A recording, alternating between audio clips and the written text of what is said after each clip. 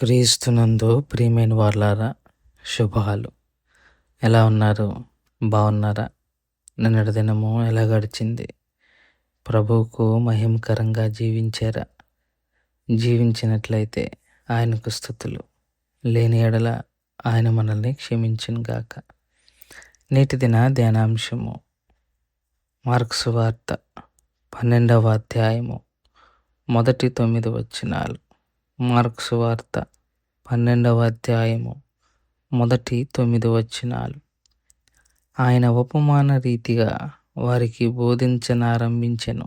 ఎట్లనగా, ఒక మనుష్యుడు ద్రాక్ష తోట నాటించి దాని చుట్టూ కంచె వేయించి ద్రాక్షల తొట్టి తొలిపించి గోపురము కట్టించి కాపులకు దాని గుత్తికిచ్చి దేశాంతరము పోయెను.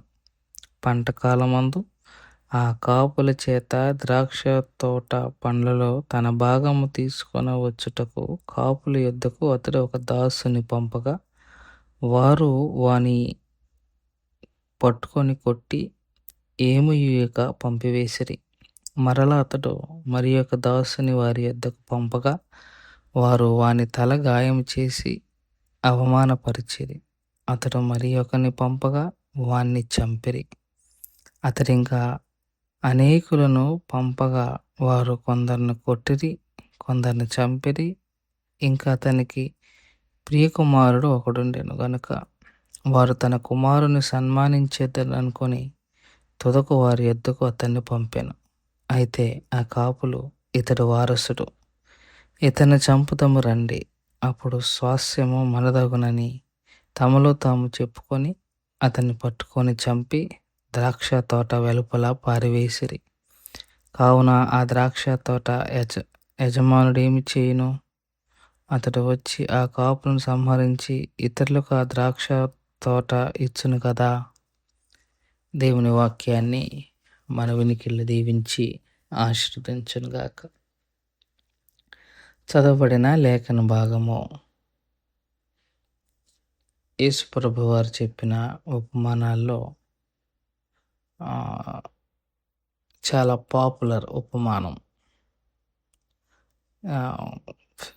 అందులోనూ తన గురించి తాను చెప్పుకున్న ఉపమానం, తన తండ్రిని గురించి చెప్పిన ఉపమానం, శాస్త్రులను పరిచయులను ఉద్దేశించి చెప్పిన ఉపమానం. వారు యేసు ప్రభు వారిని ప్రశ్న వేసి విసిగిద్దామనుకున్నారు. కానీ యేసు ప్రభు వారు వారికి తిరిగి ఇంకొక ప్రశ్న వేసి వారిని సమాధానం చెప్పలేదు. చెప్పకుండా ఒక ఉపమానం చెప్పారు. మనకి ఉపమానం తెలుసు. ఒక యజమానుడికి తోట ఉంది. ఆ తోటలో ద్రాక్ష చెట్లు నాటి ఫలాలు వస్తే దాన్ని తొక్కి ద్రాక్ష రసం తీయటానికి తొట్లు తొలిపించి ఒక గోపురం కట్టాడు. గోపురం ఏంటి అని అంటే ద్రాక్ష తోటకు కావలసిన పనిముట్లు, ద్రాక్ష తోటకు కావలసిన అన్ని వనరులు ఆ గోపురంలో ఉంచుతారు.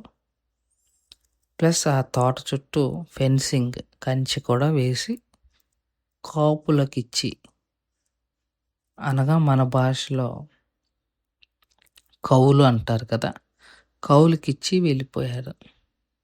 పంట చేతికొచ్చింది. ద్రాక్ష తోట యజమాని ఒక దాసుని పంపించాడు. వాళ్ళు కొట్టి పంపించారు. ఇంకొకరిని పంపించాడు. వాడిని అవమానపరిచి పంపించారు. ఇంకొకరిని పంపించాడు. వాడిని చంపారు. ఇంకా అనేక మందిని పంపించాడు.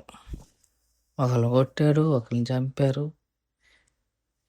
ఇంకా ఆయనకి ఉన్న ఒకే ఒక్క ఆయుధము, అవకాశమైన యేసుక్రీస్తు ప్రభువారు అనుకోవచ్చు. తన కుమారుని పంపాడు. తన కుమారుని పంపినప్పుడు వాళ్ళు మనసులో అనుకున్నారు, వీరు వారసుడు, ఇక వీని కానీ చంపితే పొలం మందే. యూదుల ఆచారం ప్రకారం 3 సంవత్సరాలు ఎవరు పొలమును క్లెయిమ్ చేసుకోవటానికి రాకపోతే ఇక అది వారిదైపోద్ది. సో యజమానుడు కుమారుని పంపించినప్పుడు కుమారుని చంపేశాడు. ఇప్పుడు యేసు ప్రభువారు ప్రశ్నేస్తున్నారు. ఇప్పుడు యజమానుడు ఏం చేస్తాడు? వాళ్ళని కొట్టి, వాళ్ళని చంపి, వాళ్ళని హింసించి ఆ దగ్గర నుంచి అది లాక్కొని ఇంకొకరికి ఇవ్వరా అని మాట్లాడారు. సో ఈ ఉపమానం యొక్క ఉద్దేశం యజమాని తండ్రి, కుమారుడు యేసు ప్రభువారు, ఈ కాపులు ఎవరంటే శాస్త్రులు, పరిసయ్యులు. ఇది యెషయా గ్రంథం 5వ అధ్యాయంలో చెప్పబడిన మాటను యేసు ప్రభువారు ఇక్కడ ఉదాహరిస్తారు. సో ఈ కాపులు ఇశ్రాయేలీలు అనుకోవచ్చు కూడా. ఇశ్రాయేలీలను సరిచేయటానికి తండ్రి ముందు తన దగ్గరున్న ప్రవక్తలను పంపించాడు. ప్రవక్తలను కొంతమందిని కొట్టారు, కొంతమందిని అవమానపరిచారు, కొంతమందిని అయితే ఏకంగా చంపేశారు. ఇశ్రాయేలీల చరిత్ర ఇది. రాజుల గ్రంథం చూస్తే మనం చూడొచ్చు ప్రవక్తలను ఎట్లా హింసించారో రాజులు, ఇశ్రాయేలీ ప్రజలు. ఇక చివరిగా తన కుమారుడిని పంపించారు. ఇశ్రాయేలీలు తన కుమారుడిని కూడా చంపేశారు. కుమారుడు యేసు ప్రభువారు. ఇక్కడ మొదటిసారి పంపిన దాసుని చంపేస్తే లేకపోతే కొడితే కోపం తెచ్చుకొని దేవుడు రెండోసారి, మూడోసారి, అలా ఎంతమందిని పంపించాడు. ఆయన సహనాన్ని మనం చూసుకోవాలి, ఇక్కడ అర్థం చేసుకోవాలి. మామూలుగా ఇప్పుడు నేను ఏదైనా నా కవులుగా నేను ఎవరికైనా ఇచ్చాననుకోండి, నేను ఎవరినైనా పంపించాననుకోండి, మొదట వాళ్ళు నాలుగు తిట్టి కొట్టి పంపిస్తే డైరెక్ట్గా ఎవరు వెళ్ళిపోతారు? నేనే వెళ్ళిపోతాను, ఏంటరా అని. కానీ తండ్రికున్న ఆ సహనం, ఆ ఓర్పు తన ప్రజల పట్ల. ఎంతమందిని చంపినా ఆయన ఆగాడు. వాళ్ళకి అవకాశం ఇచ్చాడు. అన్ని అవకాశాలు వారు పొందుకున్నారు. ప్రభువుని తండ్రి కుమారుణ్ణి కూడా చంపేశారు. తండ్రి ప్రేమను అర్థం చేసుకోలేకపోయారు. అందుకే వారి దగ్గర నుంచి తీయబడి రాజ్యము అన్యులకి ఇవ్వబడింది. ఇశ్రాయేలీలకి ఎప్పటికప్పుడు తెలుసుకుంటారు యేసు ప్రభువుని, తండ్రి ప్రేమను. కానీ ఈ ఉపమానం గొప్ప విషయాన్ని మనకు నేర్పుతుంది. అదేంటంటే తండ్రి ప్రేమ, తండ్రి సహనం. అంత మాత్రమే కాదు, ఇశ్రాయేలీల పట్ల ఆయనకున్న గొప్ప విమోచన ఆలోచన. వారి ద్వారానే రక్షణ రావాలి కదా. కానీ దేవుని ప్రేమ ఇక్కడ ప్రధానమైన అంశం. ఎన్నిసార్లు తప్పులు చేస్తున్నా, ఎన్నిసార్లు ఆయనకు ఆయాసకరంగా జీవిస్తున్నా, ఆయన తన ప్రేమతో మనల్ని ఉపేక్షించటం అన్నది ఇక్కడ మనం అర్థం చేసుకోవాల్సిన గొప్ప విషయమని మనం చేసుకుంటూ ఈ మాటల్ని ఇంతతో ముగించుకుంటున్నాను. దేవుడు దీవించి ఆశీర్వదించను గాక. ప్రార్థన చేసుకుందాం. మమ్మల్ని మిక్కిలిగా ప్రేమించిన మా ప్రియ పరలోకపు తండ్రి, మీ పాదాలకు స్తోత్రాలు. చెప్పబడిన వాక్యాన్ని బట్టి మీకు స్తోత్రాలు.